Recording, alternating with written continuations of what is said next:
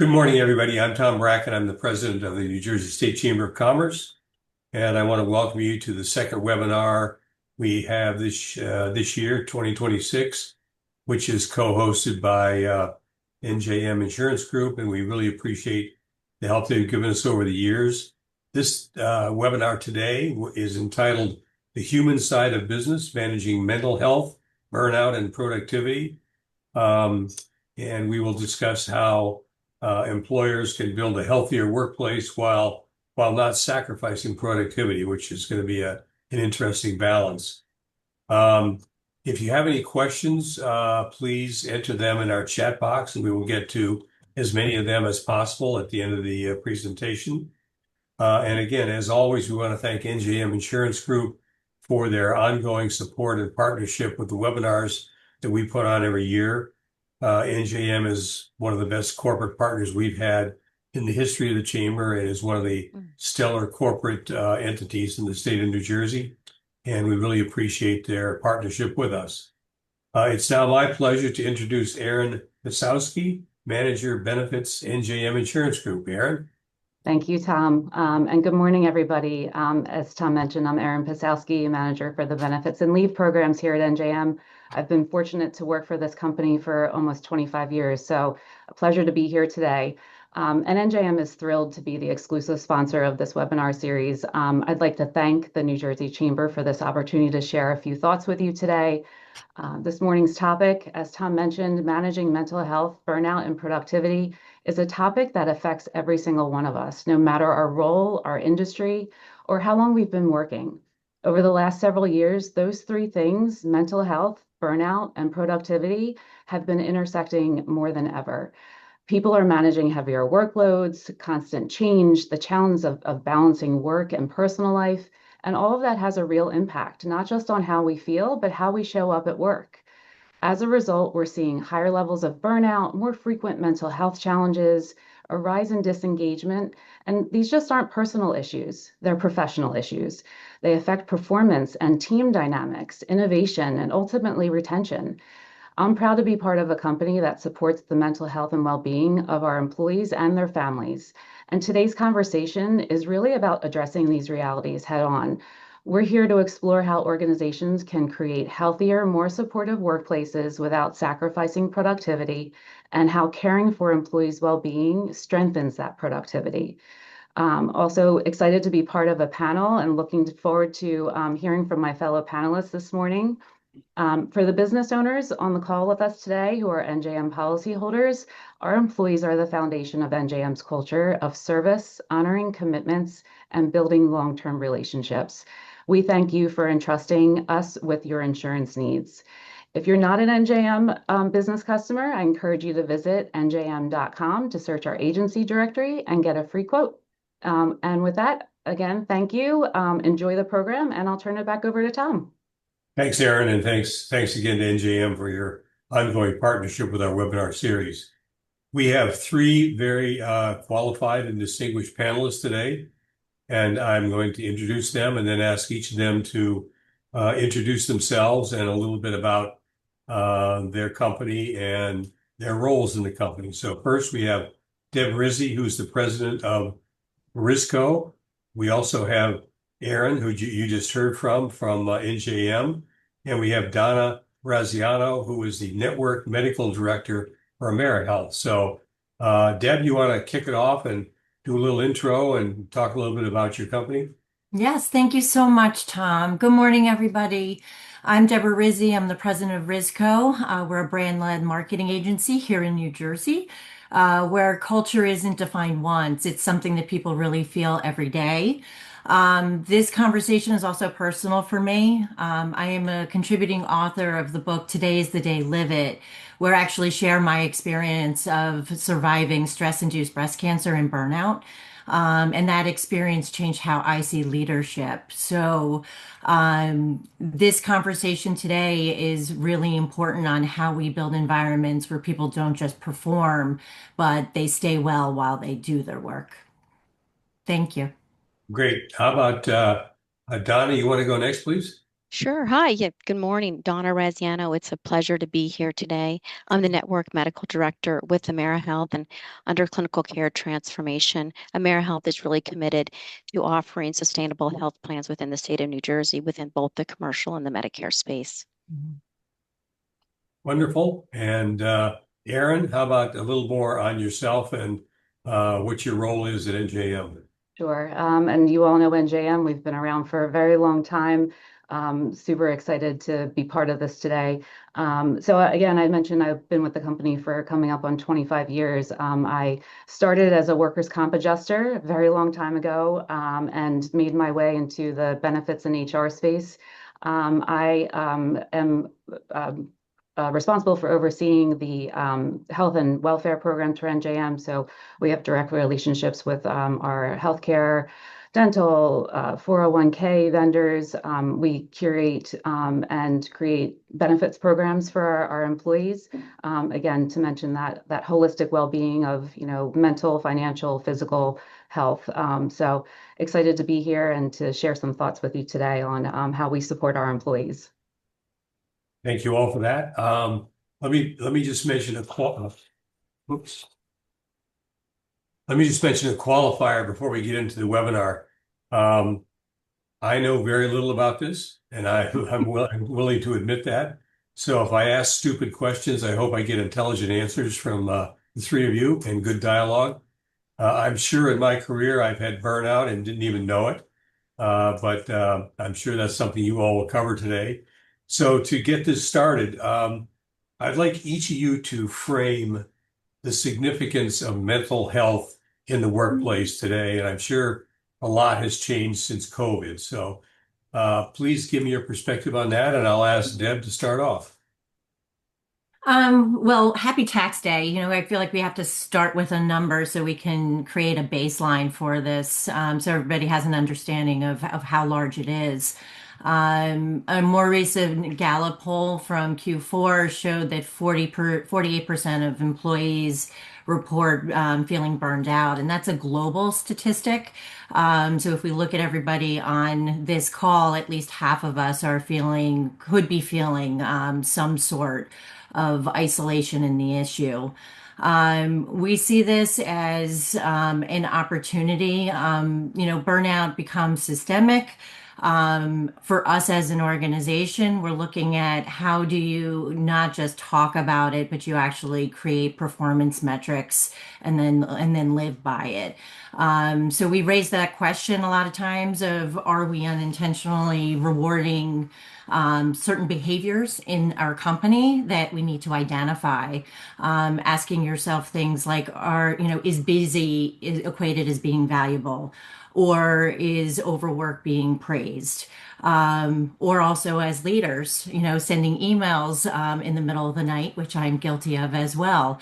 So looking at it from a holistic standpoint of not just talking about it, but also what operational changes do we need to make to create change?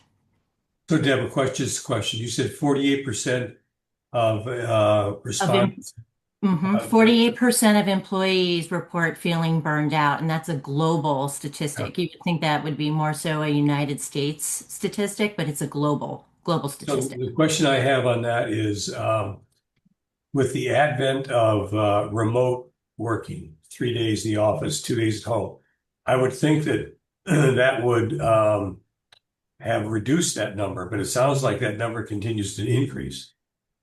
The number increases, but it's interesting that you're bringing this up because they are showing there's another study that was done that from a cultural standpoint, that whether you're in office, out of office, or a hybrid perspective, that the research shows that it does not damage organizational culture. So if you have culture in place and protocols, that depending upon where you are, that should not be disrupted. Okay. So Donna, you want to take a shot at it next, please? Yeah, sure. I just wanted to comment. You did mention COVID. I do think coming out of COVID was a lot of on the employees. Like intrinsically, they had some emotional distress.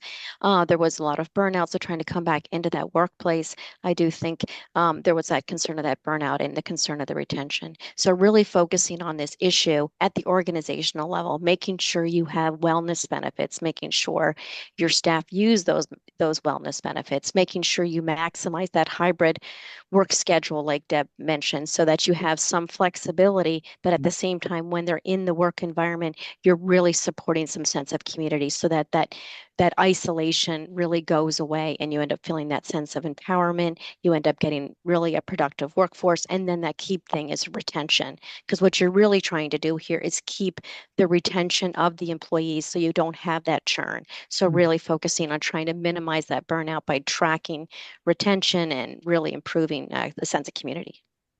So Don, you mentioned wellness benefits. Can you give me a definition or examples of what Yes. wellness benefits are? Yeah, so a good example would be like we have PTO, which would be personal time off, and inside that bank, you actually have hours aligned that you can get your mammogram, you can get your annual PCP appointment, so that's embedded into your benefits. So that's something that's nice to have.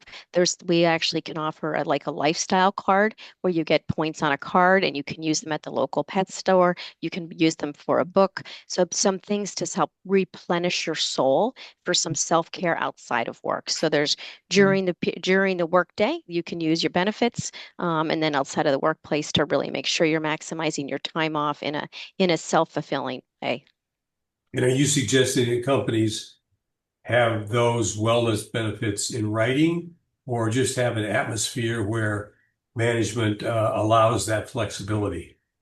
Right. So there's structured and unstructured. I do think, like you said, coming at the manager level, we found, I mean, that's really who you're really working for, your manager. So the manager has to have that ability to have some flexibility and structure. So it's good to have that both, but then to have some embedded policies that allows that PTO for doctor's appointments, I do think is helpful, a combination. Okay. Aaron. Yep. I'm going to work backwards. So many great thoughts from Deb and Donna. On the mental health benefits front, I think what matters most is that access and trust. So Tom, you mentioned, is it on paper or is it just talked about? It has to be both. Benefits that are easy to use, affordable, confidential, especially when it comes to the mental health. It's becoming more widely acceptable to talk about it, but I think there's still a stigma around mental health. These benefits also have to be supported from the top, manager supported, leader supported. And if they're done right, they do make a real impact. I think employees now have more than ever just such a low confidence in getting care. So speaking about some statistics, I've seen that sometimes the average wait time to see a mental health provider can be anywhere from 6 to 8 weeks. And for somebody who's struggling, that's not acceptable. You need help. You need that real in that time moment help. And that's why virtual care, again, with COVID happening, virtual care is really improved that. Provider network access is really improving because of the virtual care that's come out of COVID. I think programs that are hard to navigate, poorly communicated, or culturally discouraged. So speaking about having a strong company culture, it may all look good in on paper, but it rarely changes that employee experience if it's not supported from leadership. So I think making sure the workday is designed to allow employees to take breaks, explore those resources, and ensure that your HR and benefits departments are connecting with you and connecting you to the right tools to better support your employees. Deb, you were talking about the systemic issue within the organization. I think too, you have to look not only as a company, but just look at your teams. Teams have this own little cultural like you can't, it'd be great if you can fix a whole company's mental health problems or issues. But I think if you start small and managers can look within their teams, each little team has their own culture. And I think once there's that psychosocial safety within the team unit, you can tackle how your teams feel and show up at work. And that ultimately has an impact, and a trickle down effect to the greater, organizational's mission of, better productivity, happy employees, So I think looking at that systemic issue with the organization should start at the team level, making sure your teams are functioning and moving in the direction that you want them to. So there's there have been a lot of comments over the years on a statement called shadow of the leader, which is what impact the management style or the personality of the leader of an organization casts on a company. So in organizations where there is a very hard-charging, long-houred, very aggressive leader, how much does that contribute to burnout? Anybody? Yeah, sure, I can take that one. So you have leaders and you have managers, right? So managers are task oriented, get the job done, and then you have leaders that can balance empathy and accountability. They're being human about circumstances, but firm about expectations. Be empathetic, but have your employees be accountable. It shows up in listening to employees, asking what support is needed, and it's just being clear, but also being clear about priorities. You have to get the job done. I think it's important to separate the person from the performance, and know and understand your team's challenges without lowering those standards. I think to define what sustainable, successful performance looks like is key.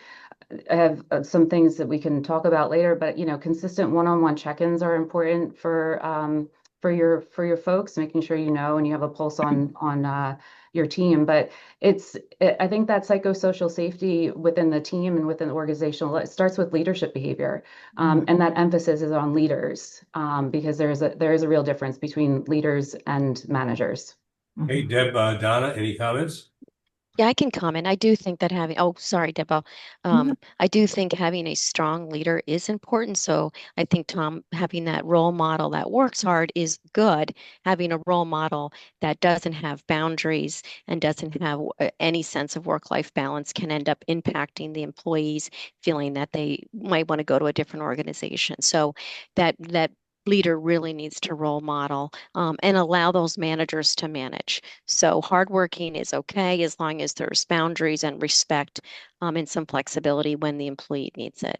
And Deb? I'm going to build on that too. First, Erin, I love that phrase of psychosocial safety. That belongs on a t-shirt.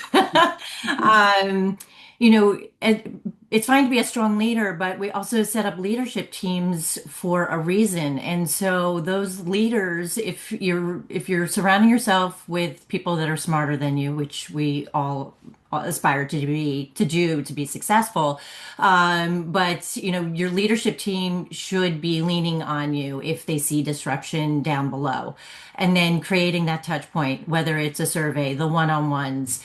There needs to be a measurement tool to get a pulse on what is important to your staff, where those pain points are, and then once again, create that operational alignment so that you're still able to meet your numbers without crushing the culture and the individuals that do the work. So as a manager, to manage effectively, you have to be able to watch your organization, watch your employees, and look for signs of burnout. So can you give me an indication of what some of the more common signs of burnout look like for a manager to be able to respond to? yeah, I mean, so there's the subtle signs and then there's the overt signs, right? So if they do a satisfaction survey or a pulse survey, you can end up having some comments that really can be concerning, right? So sometimes they can enter them anonymously or they can enter them, they enter their survey responses in a concerning way. So that's something that's more structured. But on the informal side, as you can see them become disengaged, they're late for meetings, they take time off, they're not really the first to engage during a team meeting. So it's just really making sure you're following that and then trying to understand what's going on behind that. Is it because there's dismorale at work or is there something on the personal side? So I do think when the manager reaches out and does that checkpoint, like Erin had mentioned, on that one-on-one, not necessarily being invasive about the questions, but just making sure that if there's something going on and they need times, just allow that open space that if they do want to share, they can.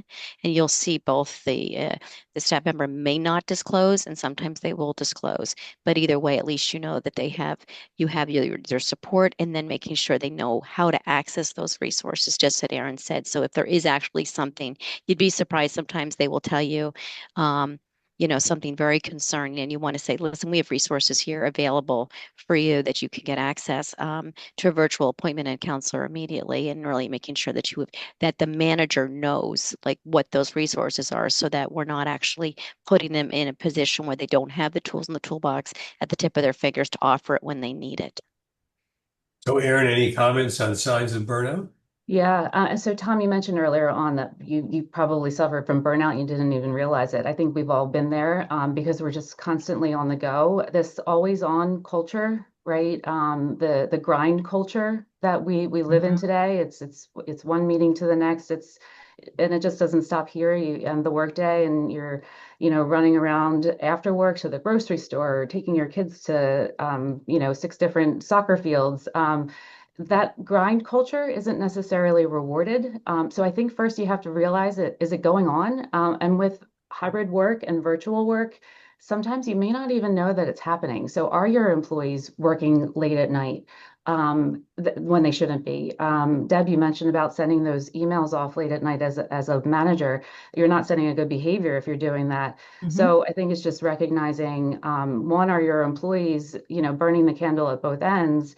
And having conversations about why is that happening? Are you effectively managing your workload? How is your day structured? And again, other common signs too, absenteeism. So I also manage the leave programs here at NJM. So we oversee all of the attendance, programs here. And so absenteeism and also presenteeism, people can be at work, but checked out. And it's just really important to know your employees. So through those one-on-ones and, regular check-ins with the teams, you have to get to know your staff first, and then you can address the issue of what's causing that burnout. And again, maybe why they're checking out. Deb? To just build upon that and sum it up, we believe that managers are culture carriers. They're not just task managers. So if you give them permission, it's not about being a therapist. It's about allowing them to be human and to pay attention. So we talked about COVID. We use 3 words a lot. We used to pause before we used to jump into work and say, how are you? So we encourage that. Ask that question. How are you? How's your day? Tell me something about you. And therefore those commonalities you're able to pick up when you're starting to see an employee struggle. So, to me, one interesting dynamic of COVID was that prior to COVID, responding to people, doing your work, there was an accepted method of there were delays in responses, and they were acceptable. COVID, with everybody working from home, everything became instantaneous. People required and demanded that if you were going to do something, you put together a Zoom call, you answered the question because you were more accessible from a home environment. Now that COVID has kind of lapsed a little bit, the old method and the COVID method are now coming back simultaneously. So my question is, how do you see the need for reasonable delays in responses conflicting with the instantaneous need under COVID? How does that impact burnout? Yeah. I can kind of take that message, because I personally, COVID was actually a pretty rough time professionally, right, with the high death rate, and it was an intense time, and really trying to manage that, and it went on for quite some time. So really coming through that, I think it's just that wisdom of trying to make sure as a manager that you're really trying to balance what's an important thing that you need to respond to and what's not important and what can wait. So you really need to end up the same concept of medicine, what's clinically important to triage to the top and what can wait till morning, and really trying to make sure you're setting that structure and boundaries, because if you continue to live in that crisis mode, it will end up then going into all parts of your life and the man and everyone below you's life. So you need to end up setting that standard. So making sure that if someone is responding late at night, not at, if you can triage it as an important issue, no problem. Otherwise, really trying to check yourself. I do think that's something that before COVID, I always would talk, we'd have employee surveys, right? And I would talk about work-life balance, but I would say I'm not a good example of that. Well, now I'm really like, I need to be a good example of that. So really taking the fact that as a leader, you need to be able to intrinsically model that as well and really try to do that. So I do agree with you that we are an on demand, but trying to just take the maturity and triage it to where it needs to be in that work during your workday and when the response should be. Aaron? Yeah, it popped into my head only because I was telling my children last night that you have to be kind, right? And but I have to model that behavior to them. So we've talked about this before on this call. Like it is just setting a good example first at the leadership level, setting norms around availability. Being a good example for your staff. Define the success by outcomes rather than hours. And again, I understand that some employees have to, 8 to 5 p.m., but flexibility should reduce burnout instead of shifting it. And it should be fairly led across the organization as well. I think too, the COVID, you have to remember we have a whole new workforce coming in now that they were in high school, they were in college, so they're coming into the workforce now from a virtual environment. So not only do we have to worry about our employees that have worked through and lived through COVID, now we have employees coming into the workforce that were in school during COVID. So these groups have been impacted socially, and there needs to be some extra TLC around these newer groups coming into the workforce. Culture is so important, and if you don't preach your culture and align expectations with your value proposition or your mission, vision, and values, your existing employees who have lived the culture through COVID, through before COVID, during COVID, after COVID, have to pass on those values to the newer workforce coming in as well, in order for your organization to continue to be successful. Deb?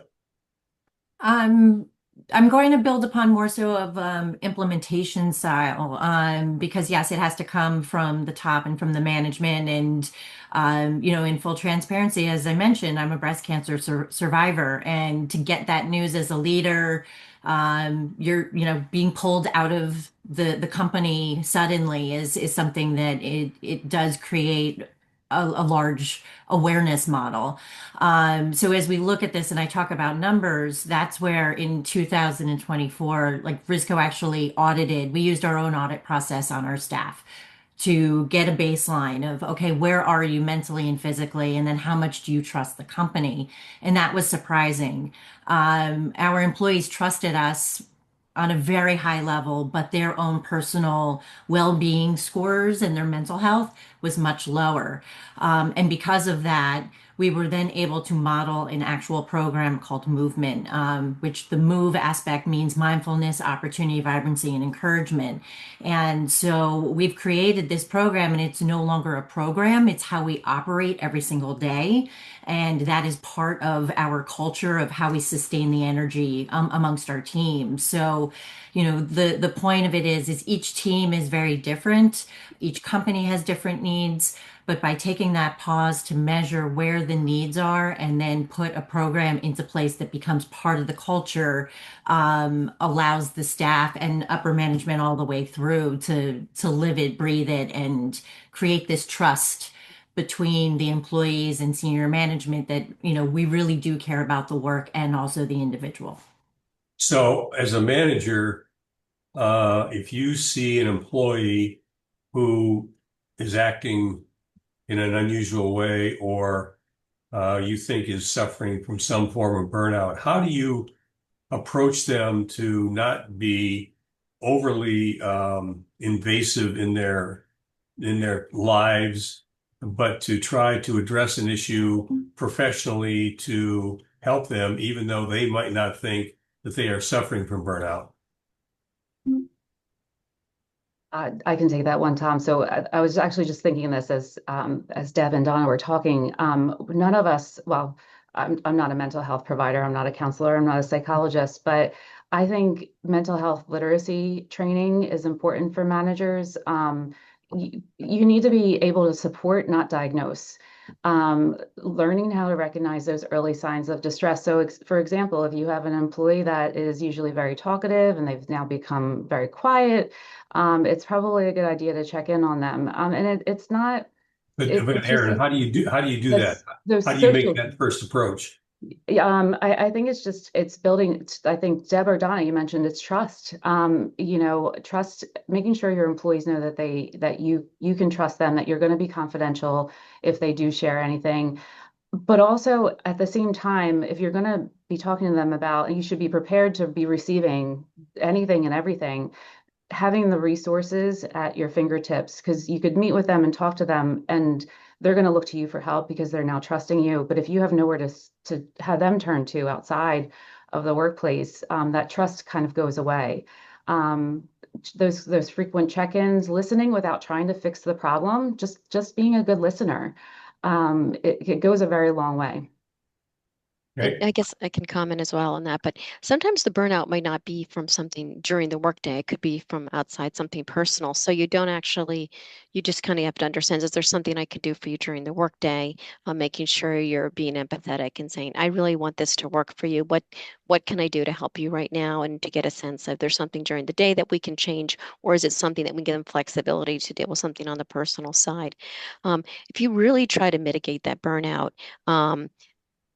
kind of the way to kind of prevent that is making sure you're using kind of those wellness and making sure you have culture. There's one thing that AmeriHealth does. It's like a culture of volunteerism. So the way to kind of combat volunteerism is to give back, right? So encouraging volunteerism in the community, getting credit for that, doing group activities with your own colleagues. So having a volunteer time during to go to a food pantry during the workday. So something to try to combat burnout and trying to increase morale. So you're actually going to recognize the burnout, but then you're also trying to minimize the burnout as well and trying to use the, different tactics. It can be helpful. Mhm. Deb? I would love to kick this question back to Aaron and Donna afterwards too.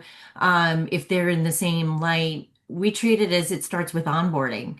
When you bring on an employee and they go through training, it's about talking about our own internal brand, our own internal culture, and that core values are not just things put on a wall or put on paper, that, we are a family, we're here for each other, and we have those codes. If you have a code red, so internally, our employees feel comfortable to say, I'm at capacity. And you can also see it by the numbers. I mean, we're an agency, so, we bill like a lawyer and you can see timesheets and capacity ratings. So the numbers tell a story as well. But there is that verbal component that every employee that they had trained on from the beginning of, we are a team to support each other. So that trust is started from day one. And I'd love to hear from Aaron and Donna too of how they approach that as well. Yeah, first impressions matter in at work and in life. So this is the first time you're building that trust with that new employee. They may have for NJM, right? They've heard about us, they've seen us on the news, they've seen our commercials. But when they come to work here for us, it's knowing that you have that instant friend, right? You go to kindergarten and you look for that person in the room that is going to be your friend for life. I think you have to approach meeting your new employees in the same way. Understand what they need. Make sure you're explaining your benefits in a way that's easy and clearly explained. But it's also can be overwhelming, right? That onboarding process. So, at NJM, we do regular check-ins, 3 months in, 6 months in, and the benefits team here, we have an opportunity to get back on that call to say, hey, you may not remember me, in that first hour before lunch on your first day. But I'm here to let you know that we still are here for you. And hey, how about we explain those benefits again to you to make sure you understand what really is available for you. On the mental health front, I think it also, again, reduces that stigma that we have a culture of it's okay to not be okay sometimes. And it's okay to ask for help, whether it's your manager, whether it's coming down to our office directly. If no one talks about it, there's going to be this, well, maybe I shouldn't use it. It's not a good program. So I think talking about it, normalizing that the mental health culture at your employer early on is very important. And just to piggyback off Aaron about that onboarding, we call the work buddy, right? So we know that the retention will go up if you only need one work buddy. So trying to get that really solidified early on so they have that go-to, I do think is very helpful. And the second thing with the benefits, at the time of the onboarding, it's important, but time of the renewal of your health benefits, when you do roll them out, so when it's just re-enrolling on what your benefits are, if there's an expanded benefit, you really want to make sure you're doing your annual re-education. So for instance, within AmeriHealth, we've expanded all of our virtual mental health options where we keep adding on more providers. And so people don't realize, oh my gosh, we now have adolescent, some competencies there. We have eating disorder competencies. So making sure, wow, there's actually some depth of some of the mental health resources where they're much more expanded autism, resources. So truly trying to make sure you're doing that annual education. If there's been an enhancement of the benefits, to make sure you're getting that out there as well, because you want them to use it. You're not building the benefits for them not to be used. Mhm. So every company has financial goals every year, has to meet a certain standard of performance. If an individual employee is having some form of burnout and it is impacting their productivity, how do you balance the empathy for their burnout problems with the need to tell them that they need to continue to perform at a level that they've agreed to on a yearly basis? How do you balance that conversation? Well, I mean, there is a point that sometimes you can support them through, and support them through and support them through. And at times, if it ends up being not the right fit, it end up being because you actually have to say, I have empathy for you as an employee, right? You're my employee. I want you to do well. I want you to be happy in life. I want this job to be the right fit for you. And so it's really important to say, we'll get through whatever we need to get through. But if it ends up being that it's a really a tough fit, that's something just to be honest about and say, we need to think about, let's try to figure out a different fit for you. Um, just to be honest, I think that's an important Mhm. discussion to have. But Donna, being honest, sometimes I think the individual might have more pressure because you might be saying you're not meeting your company's expectations for your productivity, and that might put even more stress on them, wouldn't it? If you do it in an empathetic way and they know that you're there for them, um, they will end up recognizing if they have that insight. If there's some maturity and insight, it ends up being quite the constructive, productive discussion to have. It's a crucial conversation, right? Mhm. But I mean, it ends in the end. It generally does. It's generally better. The outcome is better. You've had the conversation. You end up in a better space. The company's in a better space. So there's no downside to trying to kind of just address it and say, we're here to help you improve your productivity. What can we do better for you? How can I make this in a better situation? No. Yeah, I think too, it has to come off in a non-threatening way, not in a way that is going to seem like you're going to be disciplining them right from the beginning. Avoid using things like unless they are using the word "I'm burned out," avoid using those labels. And I would say also don't make assumptions either. Most times burnout is tied to the job design, right? You may know your employee for 20, 30 years, and you're like, you know what? Tom's a solid worker. It just might be that, Tom, you're coming from a place of yes and you're taking on too much. And sometimes it's often tied to that job design. So finding out what is going on in their day, how is their day structured, it's sometimes it's a very easy fix. What's your workload volume? What's your capacity? Do you have competing priorities? So really just peeling back the onion and finding out work related first, what's going on. And in that conversation, again, as you build that trust with your employee in a non-threatening, non-disciplinary way, you might find out, okay, number one, it is a job design issue. It's the work, the person has too much. Or it may come out that it's a personal issue. And then, like I said before, just be ready to have resources available to them if it is a personal issue that they need your benefits programs to step in and support them in. Yeah, I just quickly comment to on Aaron, but the retention piece. So if you can have one employee issue, but if it ends up being multiple employees where you feel like you're going to be at risk for retention, that's Mhm. something that you really need to be addressing, right? So that's why we talk about tracking, trending of morale, satisfaction, any associate feedback surveys, really tracking that because you really want to make sure overall you have a solid retention, and it's in a better productivity in the end. Mhm. So if there is a systemic issue like that within a company, I would assume that would dictate changing um, something in the employee manual to accommodate that. It It depends can, upon what the yeah. issue. It depends upon what the issue is. If it's something systemic, then you would bubble that up to a leadership team to triage that situation and see if changes or shifts or, maybe something has to be reorganized. If it becomes something that affects the whole company and it's a culture shift or a determination per se. Like, for instance, sometimes it's just asking the questions of what somebody needs. And in our case, we identified that even something as small as somebody having a birthday off versus a cake and a party and a card was something that they would value more. That would require a change in protocol and employee handbook. So it really, from our perspective, it would be, it depends upon what the situation is. Yeah. Yeah, I In think fact, it's the concept of, oh, we hear okay. you, right?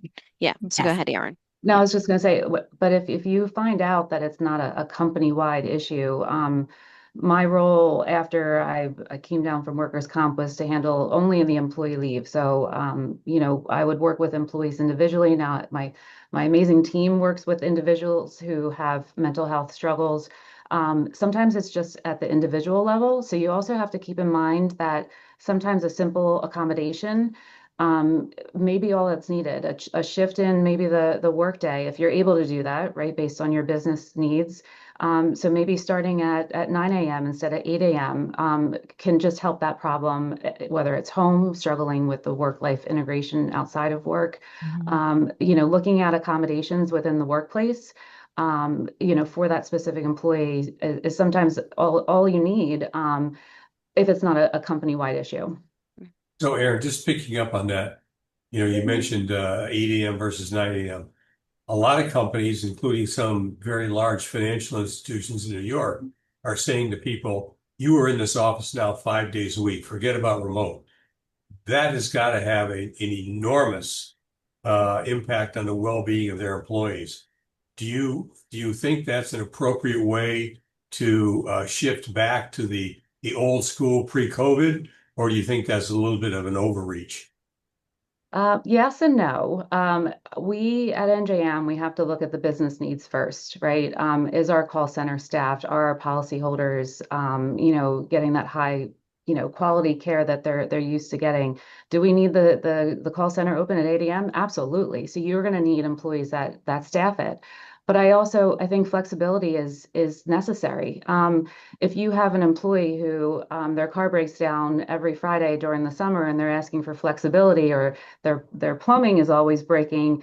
You know your employees and life happens. So where you can allow flexibility in a temporary setting, I think it should be considered as long as your business needs can allow for it. So if you're having stressful childcare issues for, 2, 3 weeks, I think managers should say, can my business needs support that flexibility for this employee? Because it's going to go a long way. Okay. Deb or Donna, any comments? I Okay. can think we're a fully remote company at this point. So it's as the studies, as I mentioned earlier, culture is key, and so that continuation, the shift back, it has to be communicated in the proper way. As you see, it does add additional stress from a financial standpoint, a commuting standpoint. As long as it is consistent and it's rolled out appropriately with enough time for people to prepare and shifting their life back to that kind of model, um, that is the way that I would recommend approaching that. Yeah, that's what I was going to mention as well. It's the top down, it's the rollout.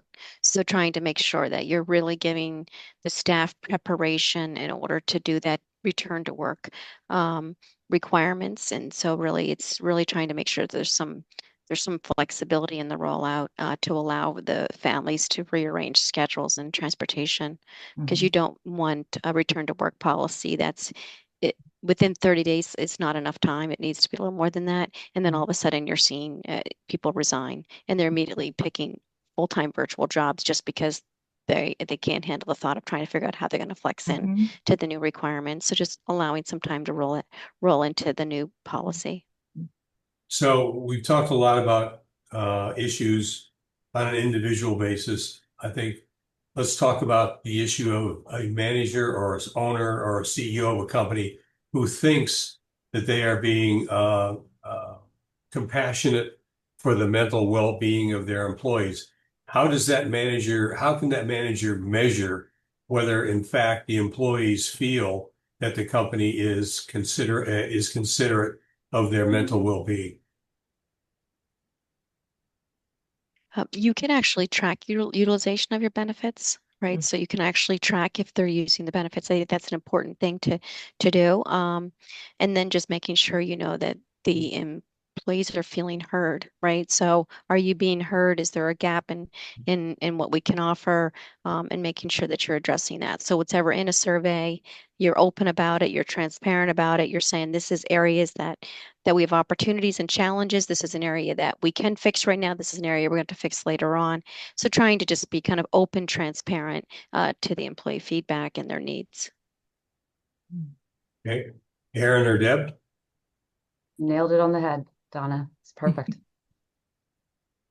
Okay.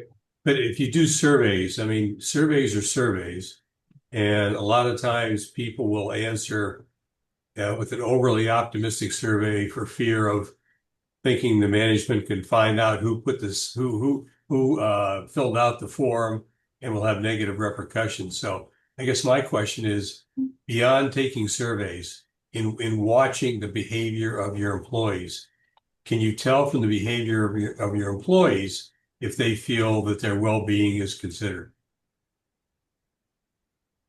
Absolutely. Going back to if you can't do surveys, your employees are your best ambassadors of your benefits program. Find champions within your organization. We're using like persona based comments of looking at a person who's middle career, late career, or early career, and trying to match up what the potential needs are for that employee. But use your employees. They're your best champions. If someone's had a good experience with a benefit, make sure that they're talking about it in a way that they feel comfortable doing so. Mhm. Okay. Also, surveys are supposed to be anonymous. And to your point, Tom, of okay, people skewing so that you can't work backwards, that becomes a pro-con pro because if your employees don't feel comfortable providing that information that shows that you have a trust issue. So if you're looking at low engagement rates, that has to be addressed. But also, too, if you then put in a new program into place, employees that don't participate can't complain about it then. So it does become that pro con pro. There should be trust. There should be open communication. And lastly, it does reinforce the need to make sure that there are one-on-one performance reviews being done at least once a year to have that touch point, not just only on performance, but how are they feeling? What are their goals? What's happening in the home as well, if that hasn't been discussed, so that you can pivot and create a new pathway for their performance plan. I mean, there's other ways to get some feedback. You can do a lunch and learn in town halls, right? Yeah. So I do think that Mhm. what you don't want to do is over present and that not allow time for feedback. So Mhm. making sure in those town halls, those open forums, that you allow the questions can be first or allow for half the time to be questions so that they feel like they're not actually in retaliatory space or they have to only ask that one challenging question that's bothering them. Instead, open up more time to say any question is good. This is a safe space what do we need to know that what can we do better? And sometimes you'd be surprised it ends up people do ask a challenging question and that a lot of people are thinking. And so they're important to listen to those town hall questions. How much of what we've talked about today should be incorporated in writing in employee manuals? Well, I think for sure your policies on your, obviously the schedules, but your policies on accommodations for, when someone comes forward with a mental health challenge that you have to legally recognize and go through what we call an interactive process under the ADA. So things like that for sure. I think job descriptions are incredibly valuable, making sure there's clear expectations. So in writing, making sure that employees understand the expectations that they have in their role. And obviously the benefits programs being on, absolutely must be on paper, but, to communicate the value of them, that needs to be done. I think earlier on we mentioned it's not just an open enrollment event. That's a year-round communication campaign that you have to show that you are supporting your employees all the time, not just at one specific time of the year when they have to look at their benefits. Mhm. Mhm. So there are polls put out all the time about, quote, best companies to work for. And I would assume that a lot of that determination is based on how they deal with issues that we've talked about today. So assuming that each of your companies are perfect in the way of dealing with mental health issues and being compassionate to your employees, have any of you seen any companies that really stand out in this area? You don't need to mention the name of the company, but if you have seen companies like that, what is the most prominent issue that has impressed you regarding how they handle employee burnout? But just to start at the beginning, I think the first thing is with being a top company to work for in New Jersey with like AmeriHealth has been top in the last 15 years. They're proud about it. So the culture of being proud and working for a company, you feel like this is a good company. I want to work for this company. Making sure that you feel like they're addressing the issues and the concerns that you're feeling heard. It only makes the company do better the next year. So trying to sustain your ranking, trying to be proud of it. It really does help. You want to work for a company that other people think is a good company to work for as well. Aaron or Deb? Yeah, it's just we've said the word trust so much today. Respect, support. Before our call, I found, I don't know who said this quote, but it's a great company is one that never struggles. It's one that supports its employees through its struggles. My team goes through a wide array of emotions every day. We are there for the happy times. We handle, employees that are having babies and going on maternity leave to getting married to the opposite end of the spectrum of getting divorced and, losing family members. We work through retirements, happy times. So in any given moment, 10 seconds to the next, they're experiencing a very, very high and very low. And I think priding yourself on how you handle those moments for each individual employee is going through their own thing. And I think the impact that you make on that employee, that proud feeling that we have to support our employees, and tying it back to the culture. And, we're here for, NJM is here for our policyholders. My team and the HR team and you as managers and leaders are there for your employees. So I think it's supporting them through their struggle, one person at a time. Okay. Mhm. And Erin, I love that aspect of empathy that comes through. And so those companies that you admire, you're going to be so surprised by this answer. It goes back to brand. Brand is not just a logo and verbal words. It is a culture and the people. And those that we admire are those that actually do what they actually put out there. So to Donna's point about awards, they're proud of it. You go to social, they're featuring their people. You go to Glassdoor, you see that there are positive reviews. And that's where there's that transparency with our digital nature now, is that you can really test whether a company is truly living by those rules that they're putting out, by looking at their digital footprint and seeing if, like Erin said, your ambassadors, your employees are ambassadors. So that you can't hide from it. If you're doing it correctly, those are the ones that we admire, because they're actually saying what they're doing. So Kevin, do Tom, we Tom, yeah, I was just going to say, question? Tom, so we do have one question. I know we only have a couple of minutes left, but we talked a lot about how managers are supporting employees with mental health issues, but who supports the managers? How do companies support the managers? I don't know. Donna, do you want to start with that? Yeah, sure. So manager training is obviously key, right? Because you really work directly for your manager. So I do think that making sure they know what those tools and resources are, making sure you have some development time, making sure they know if there is, it's trying to make sure what's your strength and weakness and what's your weakness? How can we supplement that? Is there an outside conference that we can help you with, to really make you feel more comfortable in that kind of, and giving you some competencies and some strengths. So really trying to work through, where do you want to expand your competencies? Where can we fill in those gaps? Because what you're looking for is a manager then to become a director, right? So you're really, you really want to groom them for future leadership and succession planning. So it's really important to get them into leadership programs, to get them access to any additional education that they need.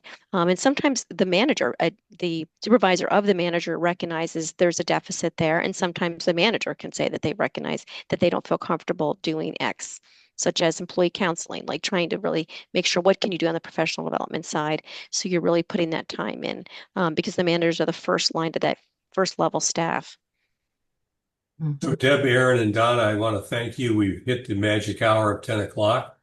Thank you very much for participating. You've given us some very valuable insights into a very difficult situation, which is the mental health aspect of our employees. And I hope the attendees benefited from what you said. I know they should, because you've given some very valuable comments on some issues that do impact mental health. So thank you again for participating. Thank you again, NJM Insurance Group, for sponsoring. And I need to put some shameless plugs in here for our future events. On May the 14th, we have a member mixer at Metro Exhibits in Pine Brook. Our golf outing is May 18th at the Beatonsbrook Club in Skillman. On June 4th, we have our on June 4th, we have our next NJM webinar, and we will be talking about AI applicability for small businesses, which should be something you should attend, because that's a huge issue. And then finally, our annual open house, June 11th at the New Jersey State Museum in Trenton. Always a big event, 400 or 500 people there, great networking opportunity. So please put those on your calendar. And again, thank you to everybody on the call. Thank you to the panelists, and we'll look forward to seeing you at the next webinar on June the 4th.